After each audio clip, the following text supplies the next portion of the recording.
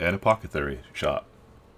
There's a sales counter, and on it is a balance scale, some paper bags, a few tins, some glass bottles, and a box, among other things. There's a small table and a chair. Casimiro stands behind the counter. He makes a large cone funnel out of a sheet of paper. He measures mustard into it. Oh, the life of a pharmacist.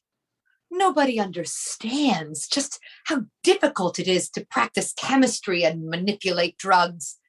It takes an ardent soul. Yes, ladies and gentlemen, I have an ardent soul. I have burning passions. And yet, I don't have the position. That is what my passions lack, the right position. But never mind that for now. Such thoughts. This is Donna Roberta's order. She wants 100 grams, but what does she know if there are 10 or 12 grams missing, huh? I can't believe that my boss, Don Nicasio, that lowlife scum, I can't believe he's married to the most precious woman. And he thinks he can keep her all to himself. No, I adore her. And if she feels the same, then I could find the right position for my passions. Shall we return to weighing the mustard? After all, my life is such a gas. Good morning, Casimiro. You're already at work. You are a model employee. Yes, sir. Did you have a good night? Oh, I slept like a dormouse. Well, you don't know how happy I am. I wish you were always sleeping. This boy, he loves me. This is my mother-in-law's coffee. I see to its precise preparation myself. I roast it, I grind it, I boil it. She drinks it. Nevertheless, she is ferociously mean to me. That is horrible. To treat you in such a manner after all you do for her, and she never lifts a hand. If she did nothing more than lift it, that would be fine. It is far worse after she brings it back down. Oh.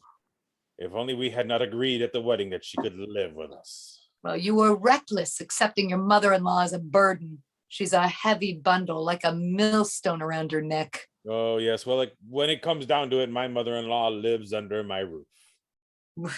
She's a snooper, always spying on her daughter's shoulder. Perhaps he can kick her out of the house. I'm going to take this coffee to her. Oh, I forgot the sugar. But there must be some around here.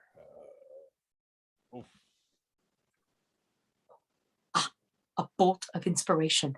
I'm going to sweeten it with mustard. That might get her to go away. Okay, here it is. There, she's not happy with this. Wow, that's strong. It's going to make me sneeze. Come on, Nicasio, where's Mama's breakfast? Oh, here it is. She's losing her patience. Really? Can't you see that I'm bringing it already? And her sweet bun? Right. Casimiro. But no, she always wants me to be the one to bring things. I'm going. Oh, the syrup is still heating on the stove, too. I'm going to tell Mama you'll be there soon. Signora. What is it? Please stay. My goodness, I have no more than a moment to say it. You've already said it 100 times. And I can't say it back. My place in this household forbids me. You would keep that from me, monster. At least give me one word of contentment. What do you want me to say? Tell me that you love me. Such nerve. What gall. You wish me dead. No, that's not it. But there are some conditions. That's your problem, for I am conceding nothing. I have no concessions to give. Is that so? Go on, what if you had? That's not what I'm saying. Your hand, so small, so white, so soft. I must kiss it. Never. You want me to die. Come on, have some sense. Sense? You make my life as bitter as wormwood. I shall terminate my existence. Loving you has already obliterated it. You will regret this, but too late when you see me here, laid out lengthwise. Senor Casimiro, it is undignified how you're always tormenting me. Nothing more than a kiss on the hand. What teensy tiny. No, leave me, my husband. Here is her bun. I'd like to knock you on your buns. So get a move on, get on with it. Mama still has her stomach cramps. Look, you take it. Your mother is scary when she has cramps. Oh, no, she's very nice. Oh, to be single. I have not said otherwise. But my nerves. Come on, take her breakfast and give it to her. Tell her that I prepared it myself. I will tell her so. This makes her leave. Ha! Acacia doesn't scare me, and with her gone, perhaps this can set the stage for our lovers' tryst. Oh, I'm afraid that the coffee cooled off too much. It's not hot anymore. But taking it cold, it will agitate her less. Oh, horrible woman. When I hear her footsteps, the sound of her voice, no, my legs start to tremble. Casimiro, can I give you some advice? Don't hold back, boss. When you marry, choose a woman who never, ever had a mother. I was already thinking that. Although, frankly, on the point of weddings, I'm not selfish. I prefer to let others do the marrying. This is outrageous, disgraceful, a horror! Listen, what is that? Well, you've already guessed it. She's furious. The coffee may be cold, but she's feeling the burn. Mustard has had its effects. Where is he? Where is that loathsome... What did you put in here, monster? In the coffee? I should throw it in your face! Could it be that it's not hot? You must be trying to kill me! Well, it can be reheated. You are a bandit! But Senora, have you gone crazy? Me? Crazy! Take that! Oh, oh. And 200 more. This scene amuses me greatly. Villain, I've already divined your plans. What have you been given? This coffee is exquisite. Where could you even get better coffee than this? Oh, what horror! The coffee it tastes like it scorches my esophagus. I know what it is. No. You put it down there by the mustard, and since coffee absorbs the flavor of everything, How foolish of me. That's it. Stop making excuses. Just say what you really want to do. To throw me from this house. Not at all. But if you are not content here, you need not feel duty bound to us. I won't give you that pleasure. It would make you so happy. This makes me even more happy.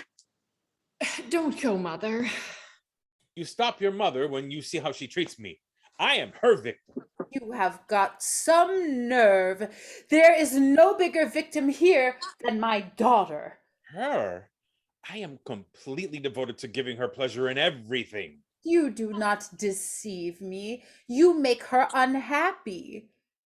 Irena, say something. Are you unhappy? I believe she is. Well, is she not always somber, melancholic? Is it not true, my child, that you are unhappy? Yes, Mother, much more than you'd believe. I am bothered. I am harassed. I haven't a moment of peace. Now you hear it, Hottentot. I made mummy powder. Don't play the saint. You don't deceive me. Yesterday we were supposed to go to the theater. Irena was done up beautifully. She wore a low-cut dress that showed off her graces. I went searching for her, expecting her to be fully dressed, perfectly becoming in a turban that was topped off with a bright red bird of paradise. And what did I find? My daughter was undressing. I can see it now. It was going to display her whole back. Well, I didn't object to the outing. As if I didn't know it. You say yes with your mouth while sending signals that you want to say no. I didn't send any signals. I'm too clever not to understand the iniquities of tyrants like you. You are a tiger pretending to be a sheep to hide your claws. But damn it! If my wife does everything she wants to and I don't contradict her at all, where are these claws? You deny it. Fine. We'll try this today. Let her go to the painter's house. He wants to paint her portrait. A painter? Are we going? Will you allow it? Absolutely. I encourage it with all my heart and soul. I would go crazy if I could get my hands on a picture of my Irene. But do you speak the truth? You will see. If necessary, I will swear it. I am skeptical, for you are the Pedro the Cruel of the pharmacy. Senora, that is an abuse of the history of Spain. Oh, if everyone knew you as I do. They would know me as the most affable and peaceful man in the world, as an apothecary famous for his cold cream and his depurative syrup. Which reminds me, I put it on the fire and it is likely burning. I hope I can get there in time. Move along, charlatan, Judas of the pharmacists. Mother, you are too hard on him. Hush, poor lamb. What do you know? But now that he is busy, we shall take advantage of his momentary distraction and go to the painter's gallery. Of course, if you would like to. And you too. It isn't every day that we have an artist of such caliber in Albacete. Is it Raphael? I believe him to be far superior in his own genre. Oh, it's some painter from the time of the Goths. He is not old at all. Right. He is a young man. A young man that has studied in Madrid. Heavens, a young man. All the ladies are mad for him and besiege him so that he might paint their portraits. How magnificent. Quiet, jackal. I am going to go get dressed before you change your mind. This painter makes me quite suspicious. Signora, in heaven's name, I beg you not to go. An artist, a young painter. He is a soldier of fortune's love, armed with palette and brushes. Do not trust the painter's brush. Don't worry about me. You are mistaken. I am certain. Besides, I would like to have my portrait in oils. When I think of you there with him, giving you 1,000 compliments while I be here just pounding. Lord, if until now I have not shattered your illusions, it is because I have pity for you. But you're asking too much. I tell you that I have made promises to my mother and my husband. And there you go. I cannot stand another moment. That's your final word? Yes, sir. Well then, Signora, you are free to go. You have pronounced my sentence. What did you say? When you return to this pharmacist's home, it will be too late. Here you will find a different picture. Here will be my ashes. Leave me in peace with your threats. Why must I love you? I am jealous as a Turk. Do you know who the Turks are? Do I? No. Some men who smoke pipes. Enough, sir. You should bear in mind that I am married. Well, don't bother me with details. It is funny that you are jealous and that my husband is not. He at least has the right to be. And you know why I despair. The poor thing receives rejection's blast. As if from a cannon. My mother torments him. You pity him. You tell me that you love him more than me. Now you see. I don't want to see. What a shame. To love a husband. A Nicasio. A man who would not be able to kill himself for you. For which I am glad. A man who calls himself an apothecary, but who doesn't have the courage to carry poison in his pocket. Here you have it. Here, see? I am never separated from it, neither night nor day. You're just trying to scare me. You doubt my resolve? Undoubtedly. You doubt? Well, for me, it is already done. Goodbye, mother. Stop! Villain! My God, what was it I just heard? My husband. Fatal cannon blast. What is that bottle that you're having? It is nothing. Come on, the bottle. I can see it. Give it to me. What for? I command you. Do not be angry. There you go. What does it contain? Potion And for what use? for stomach pain. What nonsense. I want to know why my wife took it from your hands. Exclaiming in a penetrating voice, "Stop, you villain!" Look, you have it already. That's that. No. You seem distraught. Very well, boss. Since you want to know the truth, I will tell you. I wanted to go to a better place And how do you know that it will be better there? because it cannot be worse. And for what reason do you want to destroy yourself? Do you really want to know? What is he going to say? Because life has wrecked me. Because it is full of thorns for a sensitive heart like mine. Perhaps you are in love? Yes, my beloved employer, ardently in love.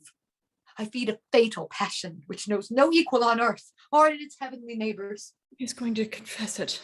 And the object, And the object of this love, it is a woman. you have guessed it. What insight? Do I know her? Too well. My God. Say it.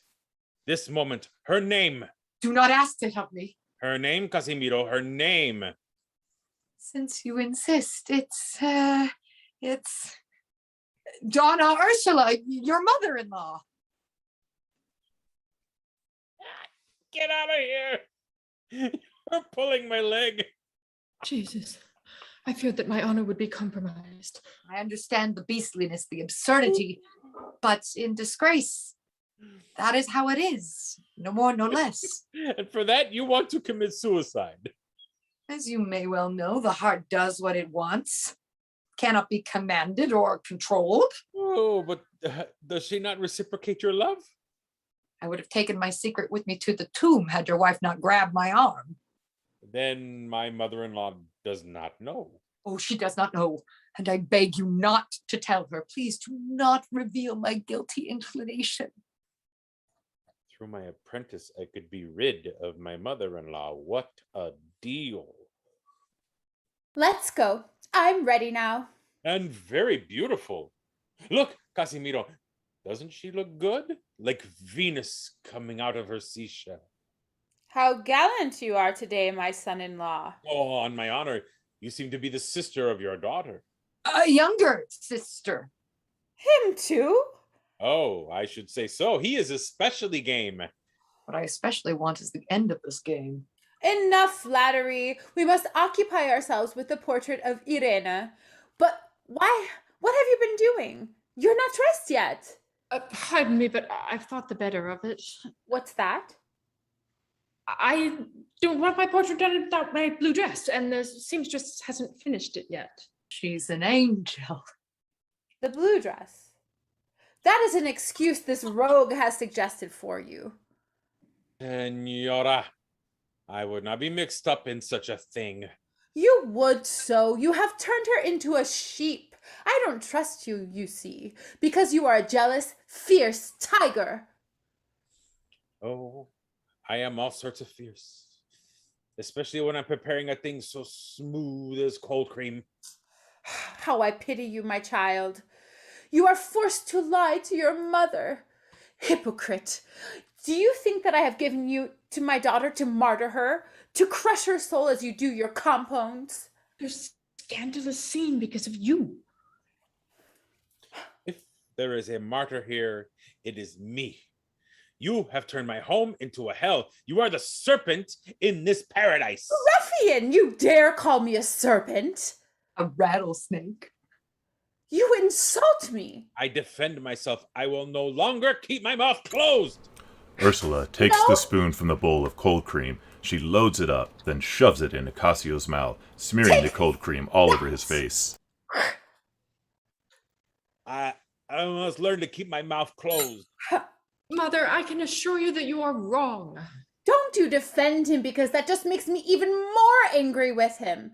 March yourself over, put your hat to your hat and put it on.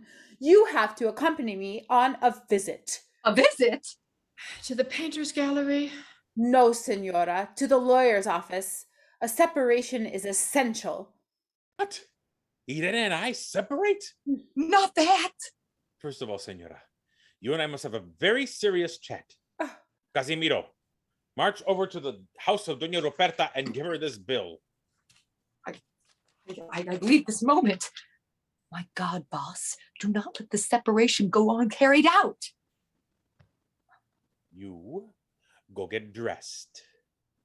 Very well.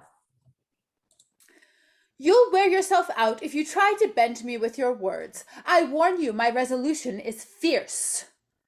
It keeps you beautiful. What? You captivate unsuspecting hearts.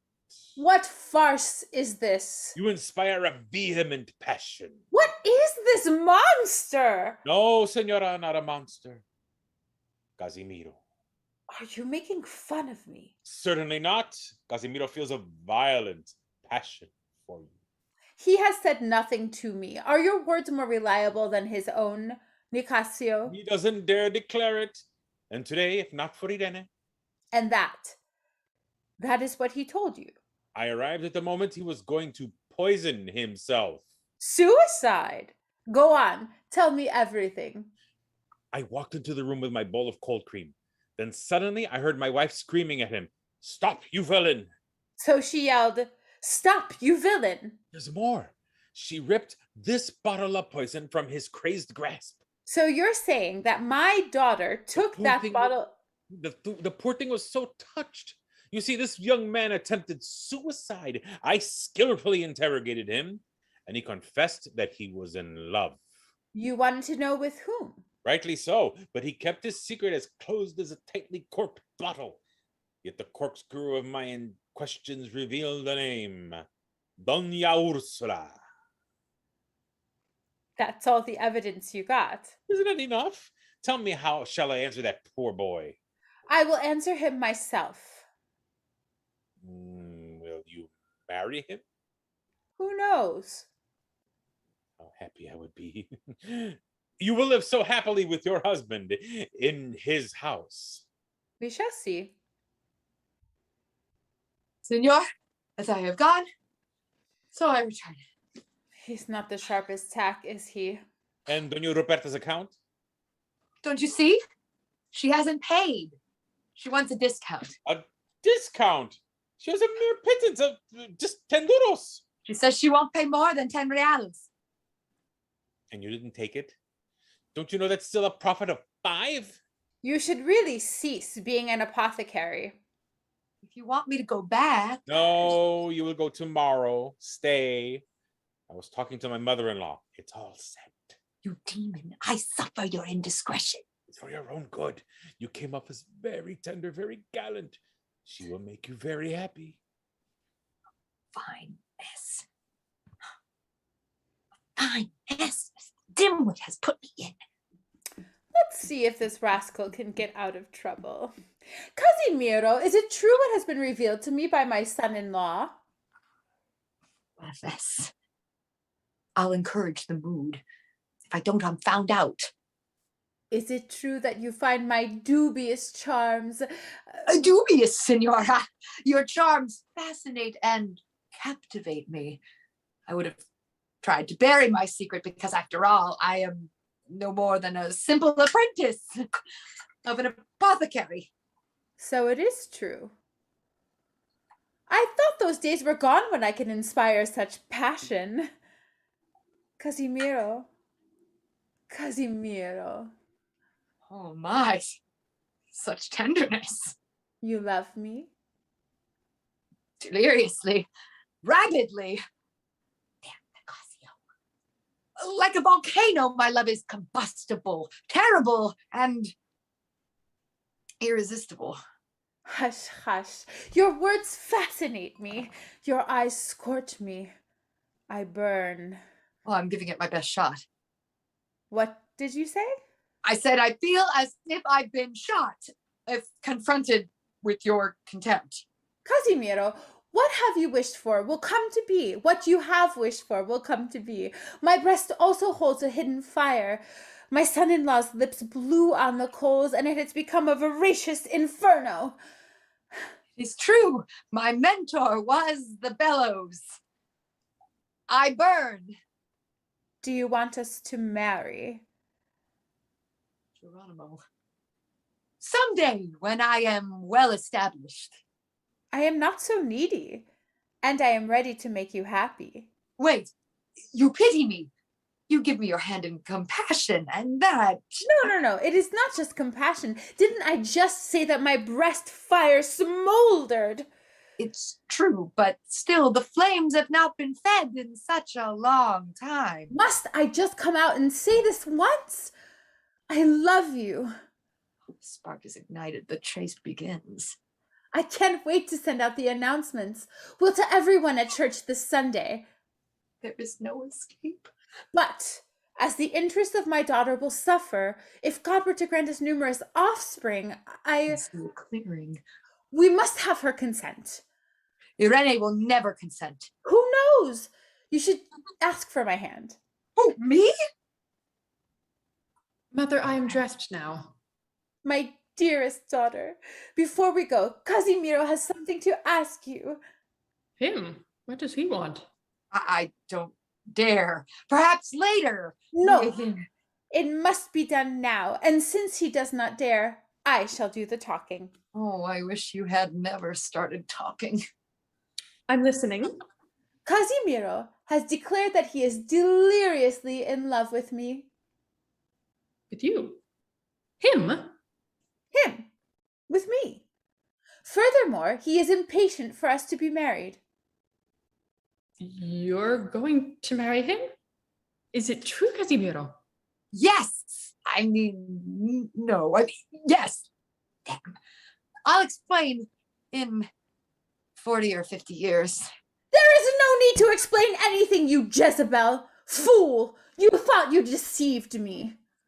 What? I'm screwed. I know everything. I picked up the thread of the plot. I'm not blind. I swear, Mother, that I am innocent. Do you hear that, rogue? Well, then, yes. I love her. We adore each other. You fraud. Believe it or not, Mama, he is the one who hounds me, the one who pesters me. She's good at the cover-up. Signor Casimiro, you can pack up your chest and go elsewhere. I'll leave when I'm dismissed by the master of the house. He has nothing to do with it.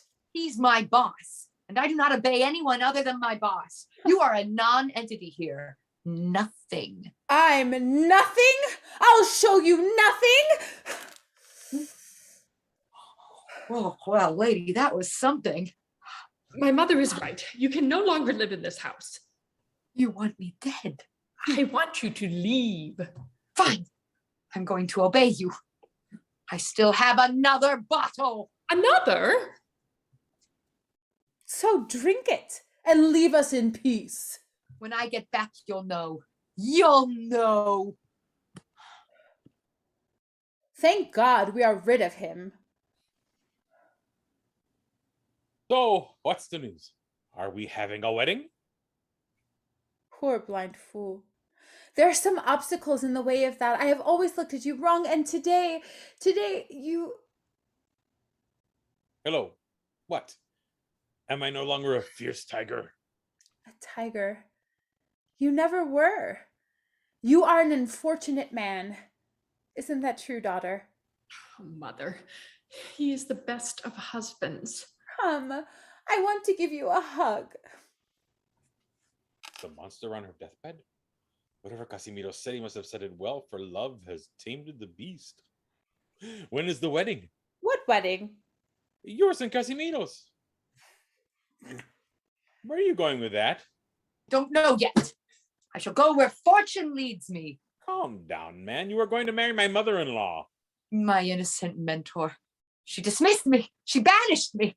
She threw me out into the street like a dog that tried to eat her chops. How could you be so cruel to a young man in love? One who has turned to poison. He scares me. He horrifies me. And that's precisely why he must get the hell out. My mother is doing the right thing. Oh, Senor, how sorry I am to leave you all. Then don't leave us. What? You stop him? When I have dismissed him, Dismiss my apprentice? A young man so good at his job that he could replace me? They have already seen that I can, senor. So not only will you not go, but I will increase your salary. The tables turn. Nicasio, you are an And you are an animal. animal. Senora, we are back to where we started, huh? Casimiro, you are to blame for all of this. You should have gone already. I cannot. I love my boss so much. Go. I beg you. I command it. Fine. So I must abandon this place forever. Goodbye, foils, cans, and bottles. Goodbye, my ever constant mentor. The same to you, Master Pestle, witness to and victim of my fury. You will see me lying among all of you for all eternity. Casimiro takes out the small bottle and drinks its entire contents. Nicasio rushes to his side and grabs the bottle. Such disgrace. You women have assassinated this unfortunate man. Oh, my lord. He did it. Well, this got ugly fast. Quickly, Nicasio, do something. It's going to be okay. They want to save me.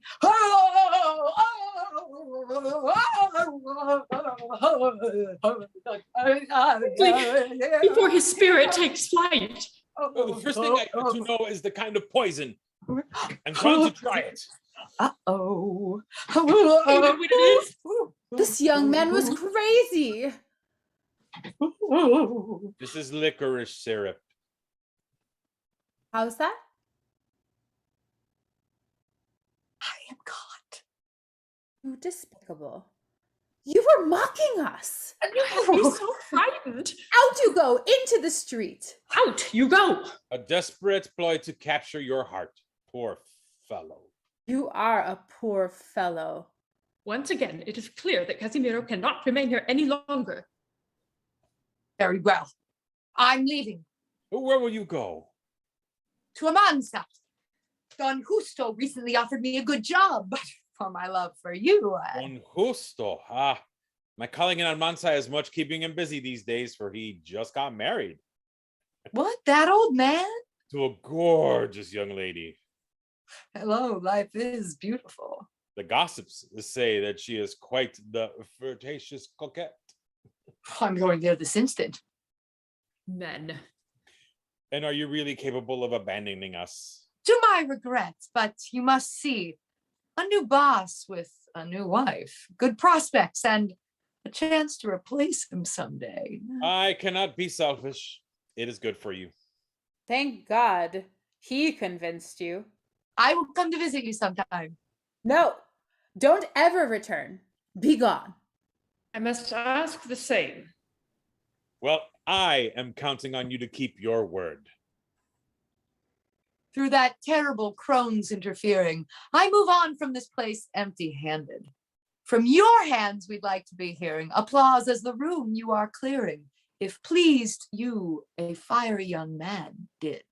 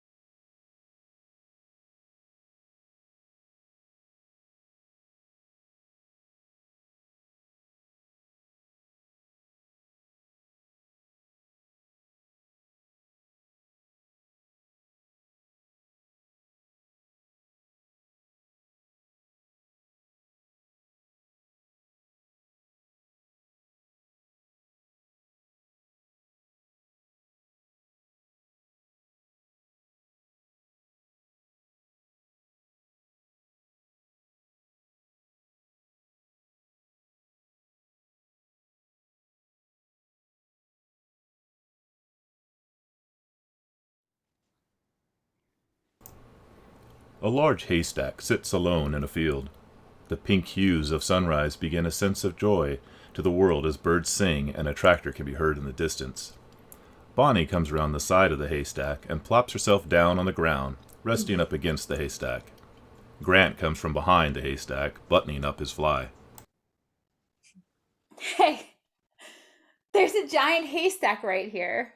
What? Yeah, right here in this field. I'm not sure it was here a minute ago. I'm pretty sure you weren't aware of your surroundings at all a minute ago. I'm pretty sure you were surrounding me a minute ago. Touche. Well, that's one we can cross off the bucket list, I guess. Yeah, a literal roll in the hay. Thank you. My pleasure. No, I'm serious. It means a lot. I know. We should try to find the needle. Don't be an idiot. I am what I am. You're a dork. That too. Also, I'm going to find the needle in this haystack. There isn't one. Fine. Maybe I'll find a way to spin this into gold then. That's straw. No, it's hay. You know I grew up on a dairy farm, right? I can tell the difference. You have to spin straw into gold. Those are the rules. As he has been digging into the haystack, Grant has been essentially making a new pile behind himself. Come back over here. I will in a minute. There's something in here. Quit it. I have to go soon. Boobs. What? There's a set of boobs in there. Oh, what? Not really. Made you look. All right. So I have a question. What? You see my little haystack here. Yeah, it's right in front of me. And you see the big one too. Yeah. Where are you going with this? Well, we came here to make a dream come true, to live out a fantasy that we've carried with us for years, to escape the rest of our world for a short time and be with each other in a way we never could back home. I guess. There's no I guess about it. It's exactly why we're here.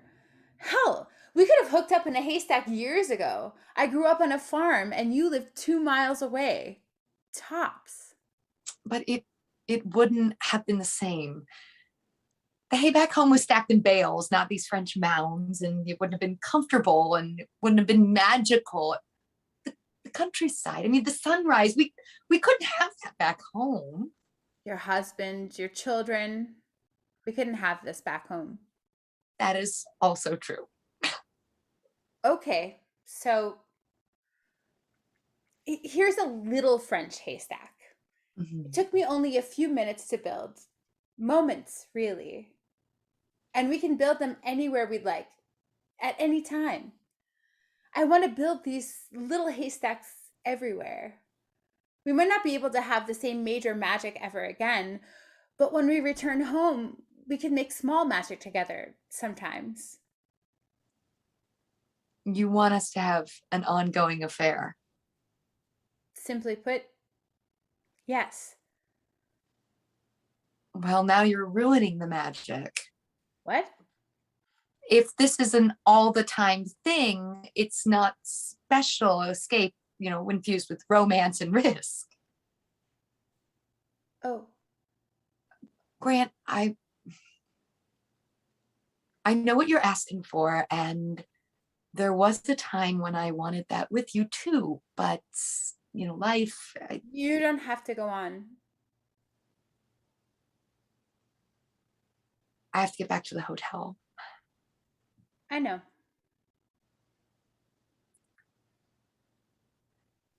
We had something magnificent, a masterpiece. We spent the night in a classic work of art, a painting. Everything was beautiful and everything was meaningful. And we will both look at that painting in our own personal collections. And we will look upon that lovely piece from time to time. And Like any other work by a true master, I Can I quote you that I'm a true master? grant this work of art that we created together, it's going to increase in value every time we look at it. And it's invaluable because of its scarcity. It's one of a kind, and it can never be created in the same way ever again. You wrote all this out ahead of time, didn't you? You better get back to the hotel. Your husband will be up soon. I know. I know. I know. A masterpiece. Yes, Grant. A masterpiece. Probably the most beautiful either you and I will ever see in this lifetime. Grant starts to take handfuls of the smaller pile and put them back into the hole in the larger pile. If you ever...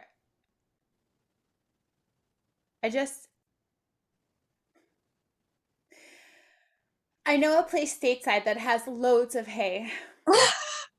I know. But no masterpiece can ever be repeated. I'm sorry.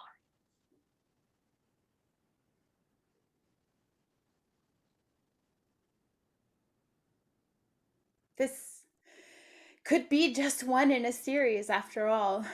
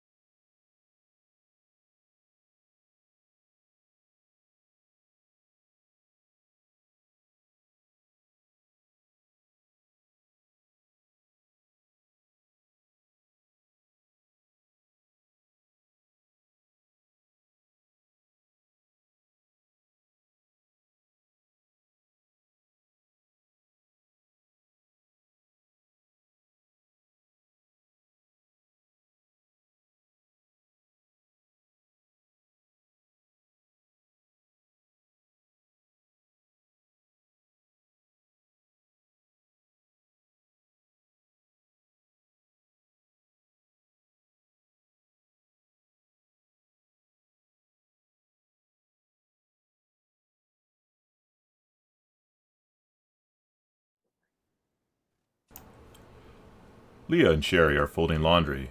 Sherry is meticulously careful in the way of her folding. She doesn't care for the results of Leah's efforts, and therefore refolds almost everything that Leah folds first. No, Mom, we could stop this charade. You seem perfectly content to keep it up. What? It's not really a charade if we both see right through it anyway. No, I think that's exactly what makes it a charade. If you say so, baby. Okay, then I'm done. Well, we're not finished folding. I am. Charade over. What?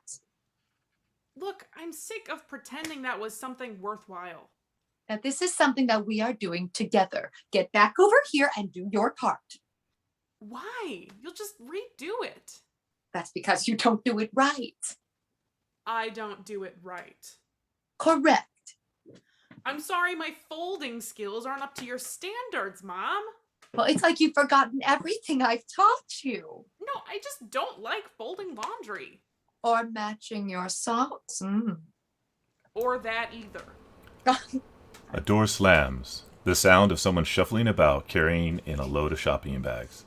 It is Sam, Leah's fiancé. What on earth? It's an old skiffle song from the 60s. I know. That's my time, kid. I know my music. Sam's been putting the music together for the reception. Oh. And for before the ceremony and after. I see. Good morning, Sherry. Everything Hmm. going okay? Oh, sure. Cool. Sure. I got a couple more boxes in the car. Be right back. Is that The processional music. really? Yep. Mhm. And those? Lollipops. I can see that. So we're not doing flowers. We're making arrangements of suckers. Suckers. Yeah. Well, she's really got some weird ideas of what a wedding is supposed to be like. I don't think so. At least I could let you have it here at home, even if it isn't at Holy Trinity. I mean, the Arboretum is pretty. It'll do. It hit Reverend Mike pretty hard, though. He's been your pastor his whole life, and and he expected to be able to do your ceremony. I've been telling him for years that he would. You did invite him at least, right? We did. Okay. Can you please put that box down and help me fold? Mom. Please? Oh, okay. Thank you. Here you go. Should probably listen to the discs and make sure you like the order. Okay. I got to get back to work. I'll see you later. Bye, Sherry. Bye.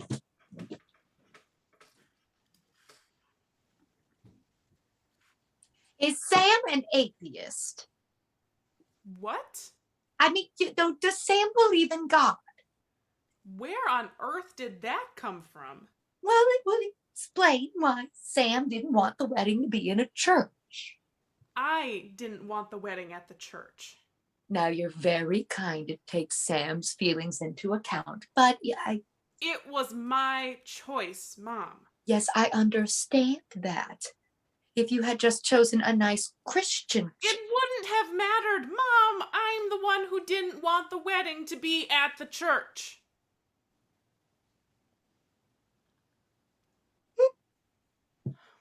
What?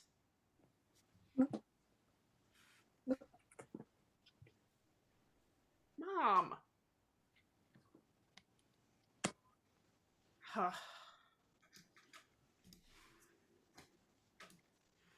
How's it going? Mom just left. Okay. I think she blames you for our wedding. Well, I did say yes when you asked me to marry you, so probably. Not what I meant. She's always had some vision of what my wedding's supposed to be like, and what we're doing is not upholding that vision. Well, you are her little girl. Right. She raised you. Right. So she spent many years having dreams about what your life will be like. So have I. Sure. So, what does she want your wedding to be like? She wants it at the church. And you don't. No, I hate the new building. I didn't even really like the old building. And it feels better to be surrounded by all of God's creation rather than cooped up in a dark room with dead cut flowers. I get it. That's good, because that's what we're doing. I know. It's not all about the location, is it? Not really, no. But that seems the easiest thing for her to latch on to. Has she seen the dress yet? Does she like it? I can't really tell. She said it's not what she imagined. And that it reminds her of a mattress topper. So she had imagined the dress, too. I guess so. I don't know for sure, but I think everyone who has a little girl dreams of that child's wedding day, and most mothers assume that they'll be included in the planning. I'm not sure how much we've let her be a part of this. Not as much as she'd like. Yeah. So, I guess... I can figure something out. Okay. I'm going to go get another couple boxes out of the car. Bye. Everything coming together the way you want it? Well, not exactly. No. Mom, I'm sorry that this isn't exactly the wedding you imagined for me, but it's the one I want. And when it comes down to it, you raised me like this. I'm doing my own thing. Well, you always were a bit stubborn. I don't know where I got that from. Hmm? But, Mom, Yes. I feel like you're not as involved as you'd like to be. Yes. Well, you'll do what you want. I raised you to be a strong, independent woman, and you don't have to answer to anyone. Yeah. Well, that doesn't mean I don't have to listen to anyone. Do you want to go with me to find table decorations? That would be nice. Yeah. Right after we finish folding the laundry. Yes.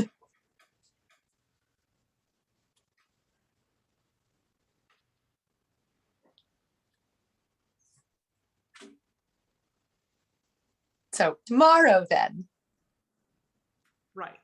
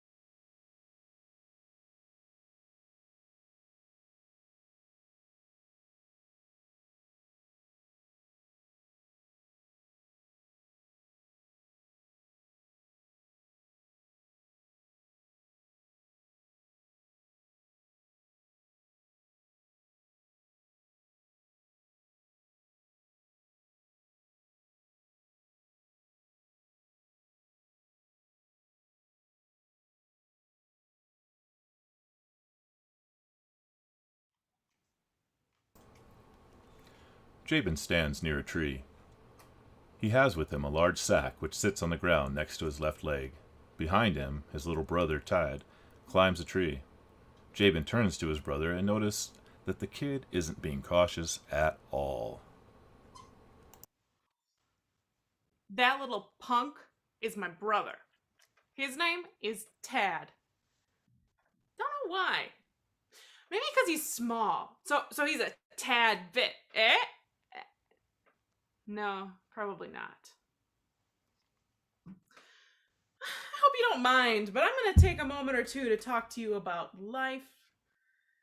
It's a big subject, right? But basically, I just want to talk to you about life and death. Not something big and philosophical things, but just that one moment in between the two, you know? When you think you're gonna die, but then you just don't know yet, and then either you don't, and you're like, wow, I could have just died then, or you do, and then you're dead.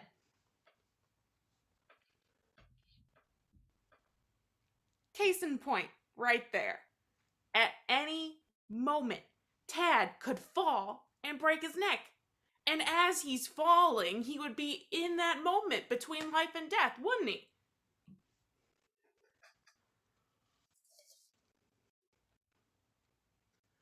Too bad this isn't an apple tree. I like apples. I do worry about him, though. He's going to fall and break his neck one of these days. And for no good reason. And my parents will blame me. They'll want to know why I didn't get him out of the tree before he broke his neck. And then my father will come after me, and I'll be in that moment between life and death myself. What else say in that moment?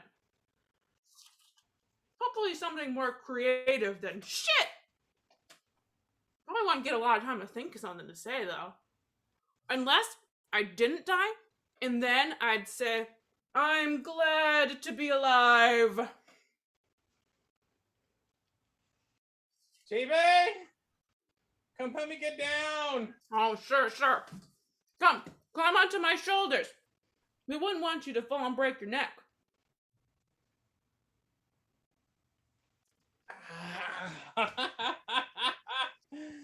Hey, I got this egg for you from up in the tree for your birthday. I'm glad you're alive.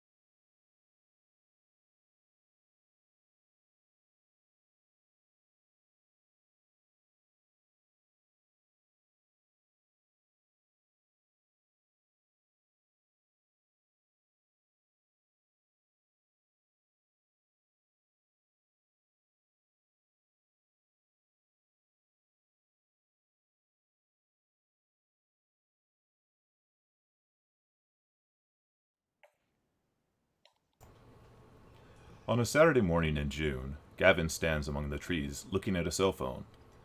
She is dressed as if to attend a wedding, although she also looks as if she's walked through a lot of brush and brambles. You have reached your destination. I'm not so sure about that. Your destination is on the left. There's no way this is right. Gotta call Scott.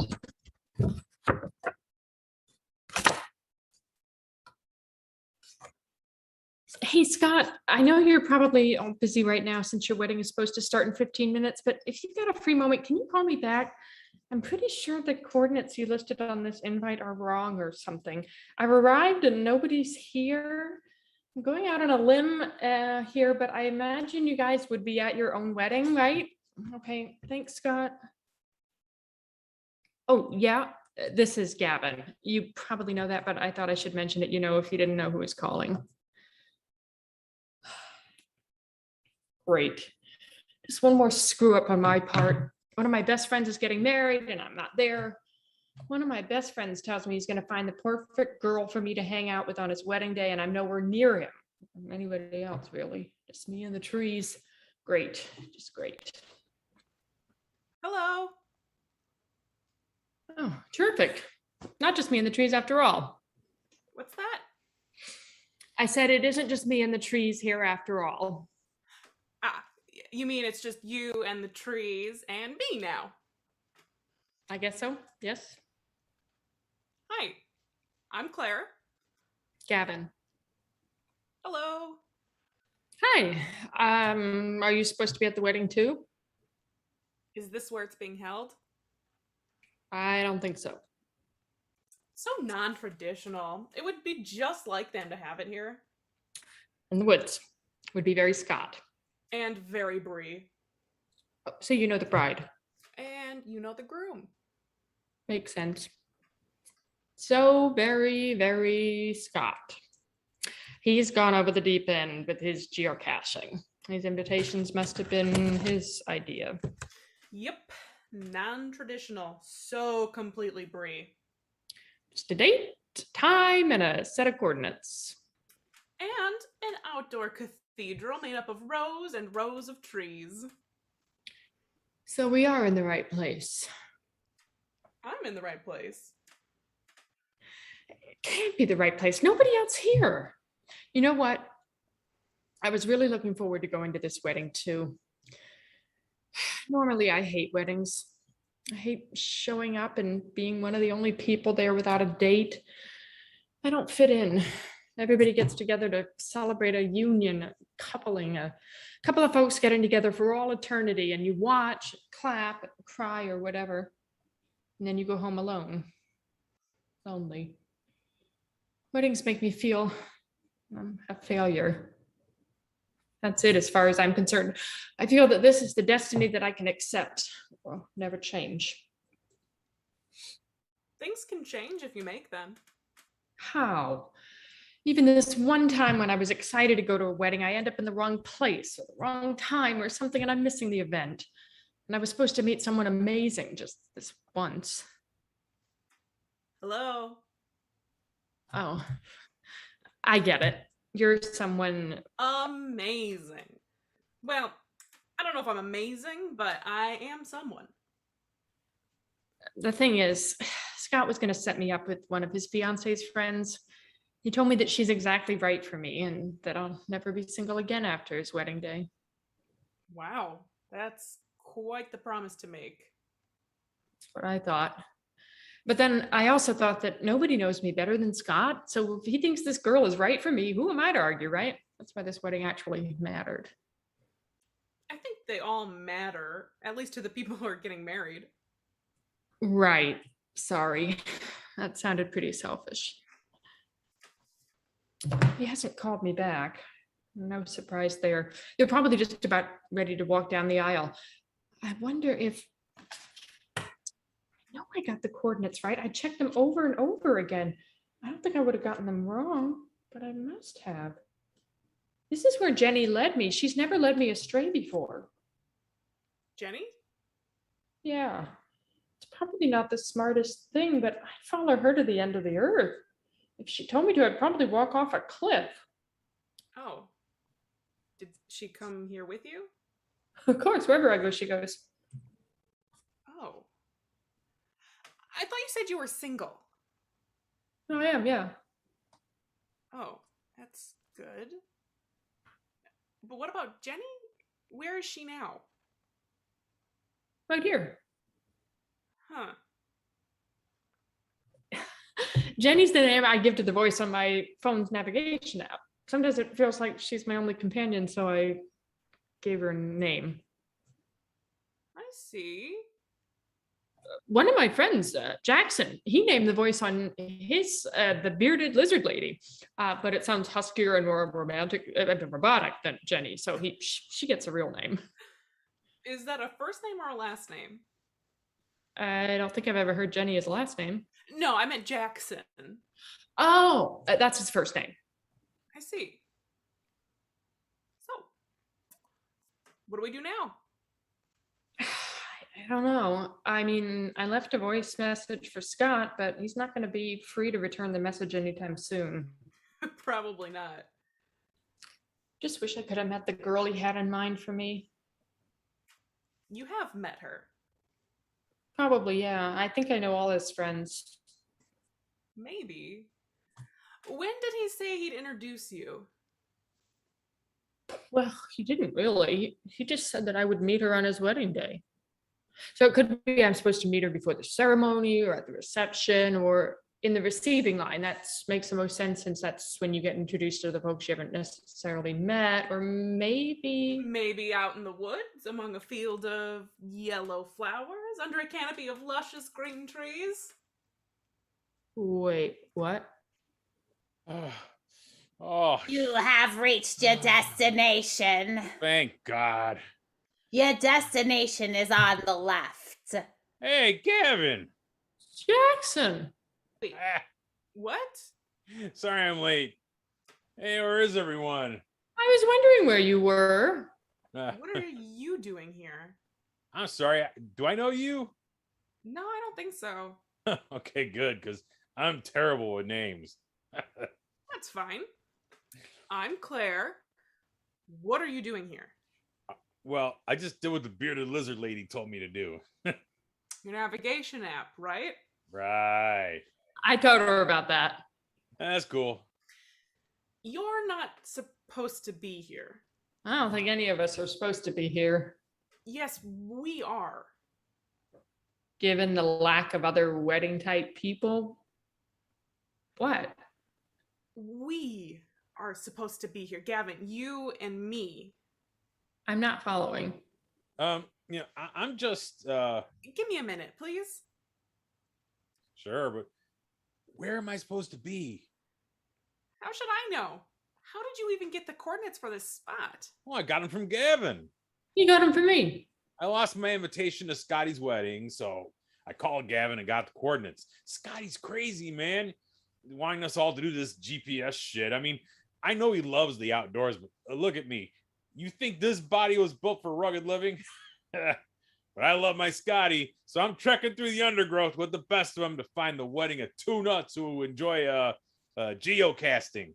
Caching. Yeah, sure, whatever. Well, clearly you got the digits wrong. I guess I did. I am sorry. No, Gavin, you didn't. You got the exact coordinates that you were supposed to get. They were for you, and you alone. Well, and for me. Oh. Here, Jackson, here are the correct coordinates for the wedding. It's already started, but you can probably still make the reception at least. Awesome. It's the only part that matters anyway. I live to do the chicken dance. Whatever. Alrighty then. Looks like I am on my way again. I'll leave you guys alone. Sorry for the intrusion.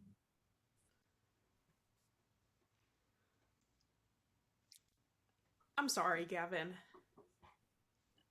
I don't believe this. I had Bree set this up for me. I've wanted to meet you for about 3 months now. I saw you briefly when you and Scott and a bunch of the guys were leaving on that fishing trip y'all took down to Georgia. You caught my eye then, and Scott and Bree have always had such good things to say about you.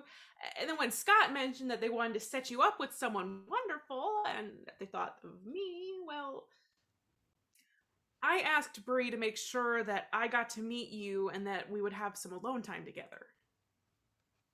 Recalculating. Sorry, wrong way. The wedding's this way. Ha ha ha. See you guys later. So, yeah, everyone got an invitation with geographic coordinates, but only you got this spot here. Well, you and I did. So, they set us up on a blind date on the day of their wedding as a special favor to me.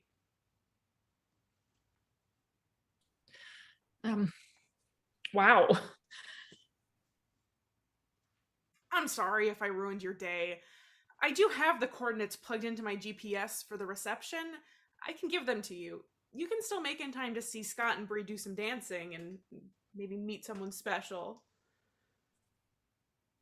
Give me a minute, okay? I gotta check something. Gavin walks away from Claire to the farthest point possible. He then fiddles with his phone. He walks toward Claire and slowly gets to a point where he is standing next to her, as in the image from the painting Undergrowth with Two Figures by Vincent van Gogh. When he arrives in that position, his GPS speaks. Your destination is on the left.